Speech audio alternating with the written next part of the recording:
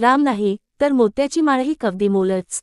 एकदा श्रीराम आणि सीतामाता यांना भेटण्यासाठी हनुमान येतो आणि त्या दोघांना मनोभावे नमस्कार करतो. तेव्हा सीतेला वाटते, हा मारुती आपल्या स्वामींचा भक्त आहे.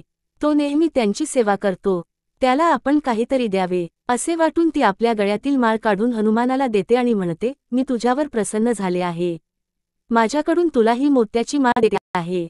ती माळ घेऊन मारुती समोर जाऊन बसतो. माळेतील एक एक मणी काढतो आणि प्रत्येक मण्याचा प्रथम वास घेतो. नंतर प्रत्येक मणी फोडतो, बघतो आणि टाकतो.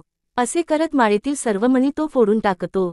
हे बराच वेळ चालू असलेले वागणे पाहून सीतामातेला राग येतो. तुला प्रेमाने दिलेल्या माळेचे हे काय केलेस? प्रत्येक मणी फोडलास. तू असे का केलेस? तेव्हा हनुमंत म्हणतो, मला काही केल्या माळेत आणि माळेतील कोणत्याही मण्यात कोठेच राम दिसला नाही. मला माझा राम कोठे दिसतो का ते मी बघत होतो. ज्याच्यात राम नाही ते सर्व मी टाकून दिले. मारुतीरायाचे बोलणे ऐकल्यावर सीतेला समजते की आपण माळ दिली असे जे आपल्याला वाटले ते श्रीरामाचे स्मरण न करताच मी ही माळ दिली. श्रीरामच सर्व काही करत असतो. ती हनुमानाची क्षमा मागते. श्रीरामाचे स्मरण करून ती हनुमानाला दुसरी माळ देते.